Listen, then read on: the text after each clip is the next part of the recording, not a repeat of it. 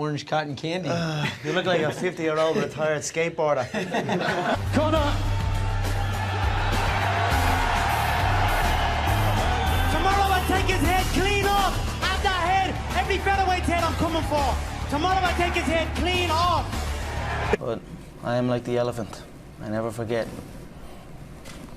No pressure whatsoever. A man that wears a suit as good as this does not feel pressure. However, moving around is difficult. In and out of the gym, I have to dodge pantyhose. It's bigger business in Las Vegas, and they cut me in on the sweet pay-per-view, so the stadium will have to win. Haters are gonna hate, as they might say in America. Here, what will you do to get that fight in Ireland? I'm gonna go back. I have Dennis's head. I'm gonna place it on the table. Another job done, boss. Another man killed. Conor, do you think Chad is a tougher fight than Jose? I think Chad is the substitute, the B level. I own this town, yeah? I own Rio. Where's Jose? He's not even here. Rumour has it he fled the country. You know, look, all you gotta do is look at Dustin's last couple of fights. You know, the last contest he had, he fought a tough reject, an Ultimate Fighter reject. Nobody gave a shit about it, and he got wobbled about 40 times. His chin is deteriorating. Every single contest he gets in, he hits one knee. He does a gust of wind and he does the chicken dance. You know what I mean? I'm the money fight in the male shit at all weight divisions, so fuck everybody else up here. My mind is absolutely bulletproof, solid as a rock. I am number one. So if you are number one, who gives a shit if number two steps out in place of number three? Numbers rule in this game, and I'm the ruler of the number. I look forward to looking him dead in the eye, and I swear I can't wait to see his eyes turn to glass. But I'm ready to fight tomorrow, I swear to God. If something kicks off, I'm ready to go. There's no commission out here, so if shit pops off, I'm ready. I know that much. People think it's a joke and I'm playing it. The Joker. We'll see who's a joke tomorrow. They tried to get me to play a little game, wanted us to play football together. What the fuck? I'm not playing football. I'm not here to play friend. I'm not here to play games with this fool. I'm here to kill him. I like my hair. I like my hair. The mamacitas like my hair. The Brazilian mamacitas like my hair. Again, tradition is, I enter the contest, I remove a head, I carry it backstage with me, I place it on the table with the family. Lorenzo, Uncle Frank, Dana, we toast a whiskey and we discuss big business. If there's criticism, people say, you didn't fight Mendes, you didn't fight Lamas, you didn't fight Edgar, you didn't fight the wrestlers of the division to get a title shot. What do you think of those criticisms? They all suck in my opinion. They are 5 foot. Mendes is 5'5". His reach is like that. He can't even.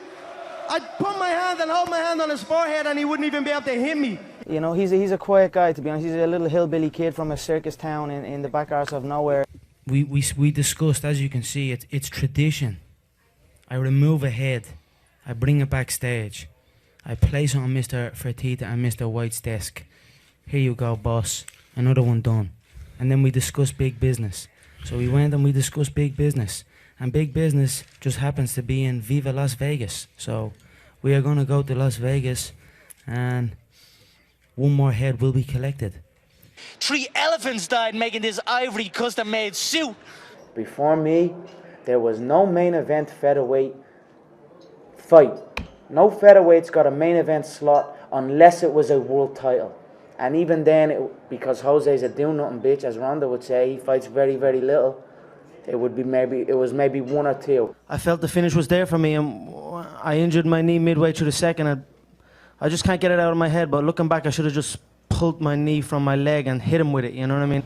Fear has a strong stench, and he is reeking of it. Of course I want that gold belt. Don't try and tell me that gold belt sitting up right there on this table would not look great to go alongside this ivory elephant trunk suit that I have got on me right now. It would look perfect. I know Dana wants to see it. I know Lorenzo wants to see it. Shout out to Uncle Frank. I know he wants to see it. Raw power and control of posture, control of your frame. It is no wonder that they are absolute animals, you know, they are machines. A Brazilian that is identical to him. I whooped Diego Brandão. Same body type, same size, and I smoked him. 1 round I smoked him in 4 minutes. And he's from the favelas. When I'm done, I'm going to turn his favela into a Reebok sweatshop. It's another day for me. I have no problem with him being around. I would pat him on the head, sit him on my lap. He could be here right now. It makes no difference. Thank you. How tall are you, buddy? 5'9". All right. I'm 5'6". You're 5'4" at least. 3 inches taller than me, buddy. 5'4" at least. You should stand up because we can barely Yeah. see you on the screen. Stare down. Do you feel like you are finally getting under his skin?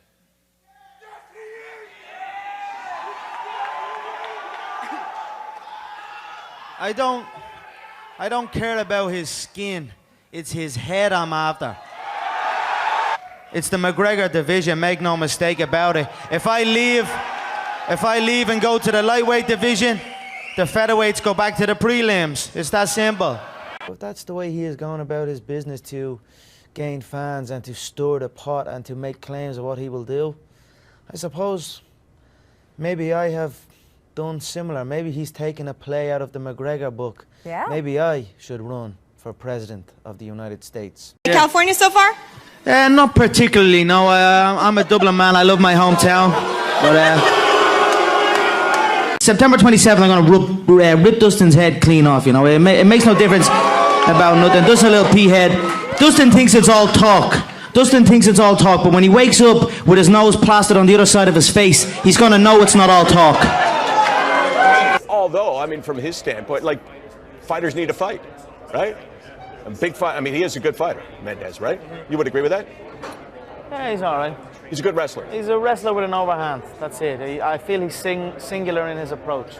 Are you preparing him mentally for the fight? There's two ways you can fight me. You can be humble, respectful, speak my name with respect. We can get on with immediate obligations. We can shake hands, we can touch gloves. I will win and you'll carry on with your career. Or you can speak out of turn. You can speak my name with disrespect. And then I will get you at every opportunity. Like him. This is not a therapy session. Well, no, but you accused him of starting this, right? I said what I said. He spoke my name out of turn. He spoke your name out of He should have kept his turn. mouth shut.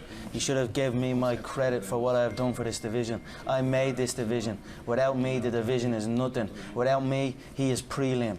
Years, but you say you smell fear in him. Yes, it is a beautiful aroma that arouses me. Your Your coach was ringing Dana. Please don't let Conor near him. I don't care about I'm your what he's father. saying. I'm your daddy, yeah? Call me Jose Senior. When I like a man, Tell him I he's said not. I am his daddy. Let's say I pull out and it's Jose and Chad up here. The gate easily, Chad's last gate was $607. That's less than my show money. It's absolutely embarrassing. So, his entries into the exchanges, but really he has only been semi-successful against really low par grapplers on the feet. Other than that, he has looked very basic. He backs up. He is a novice in my eyes. I look at him as a novice. He throws an overhand right. He looks at the floor, closes his eyes, and hopes for the best. This is day one beginner stuff where I come from. He fight for you? I mean, he's a one-dimensional fighter. He's a stand-up fighter. That's it, bottom line. I mean, he doesn't have anything else. You know, I'm more well-rounded. I have power. I can put people to sleep on their feet. I can take you down and beat a hole in your face, and I can submit you. What else can he do? And Conor, what would your response to that be? He will do absolutely none of those things. Not one little bit of a thing. I have nothing but respect for these competitors. Make no mistake, I am cocky in prediction. I am confident in preparation. But I am always humble in victory or defeat. So I am humble here, and I am grateful for the opportunity that the UFC, Dana and Lorenzo, Uncle Frank In the eyes, and you broke.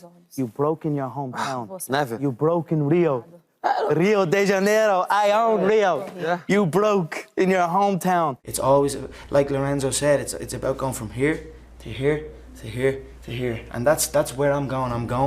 It's round in circles up. So it will continue to get bigger and bigger and bigger until I am finished. And I'm climbing the money tree. I'm climbing the money tree like a chimpanzee. Great. Next time you see me, I'm dead. Next time you see me, I'm dead. Next time you see me, I'm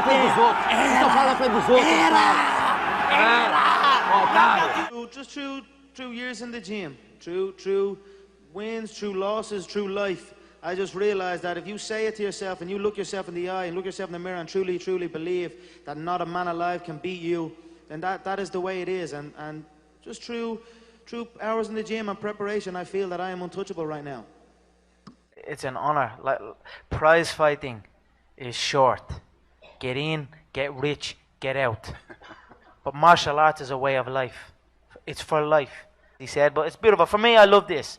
I love proving people wrong and proving my support right. That's what it's about at the end of the day. You know, this is all fun and games to me. I love it. I love my job. I whoop people for truckloads of cash. How could I hate this life? I love it so much. I am grateful every single day. Thanks.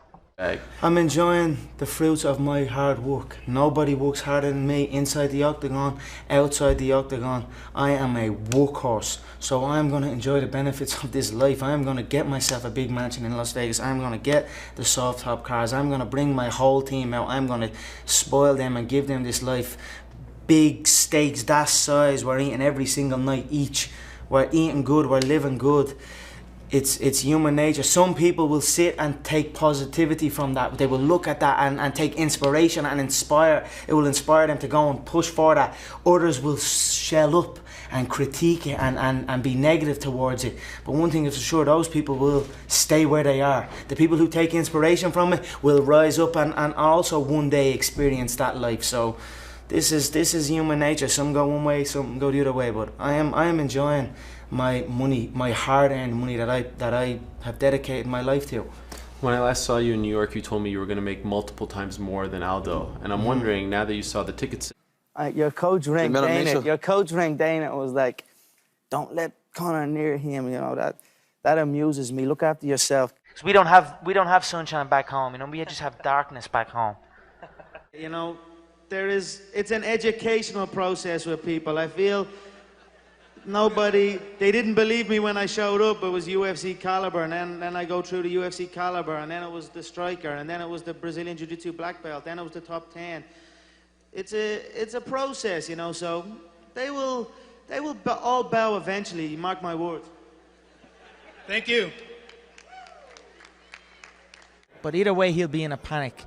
I believe the very first exchange, he will be hurt, and he will be hurt badly. He won't know. He won't have felt that power before. He won't have felt that smoothness before, that clinical precision before. I don't miss. And I visualize him being there every single shot I throw, him being right there. So first exchange, he's definitely on one knee. He's definitely wobbled badly. Then I believe he'll be on the back foot. Then I believe I will play with him. Because make no mistake, I'm setting up to be the greatest of all time. I am working towards it, and I will go down as the greatest of all time. No one, but at the end of the day, business is business. It's never personal. It can be cruel, it can be ruthless, but it is never personal. So one by one, I will. When did you stop playing soccer? When I realized it was for women, you know, I would rather fight.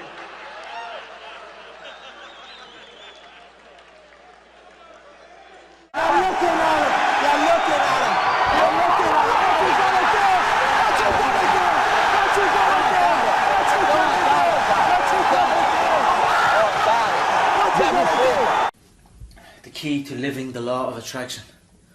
Some good shit. Some good little quotes and all like that. I like reading. No, it's just grab one, anyone. Constant repetition carries conviction. Some good shit, isn't it?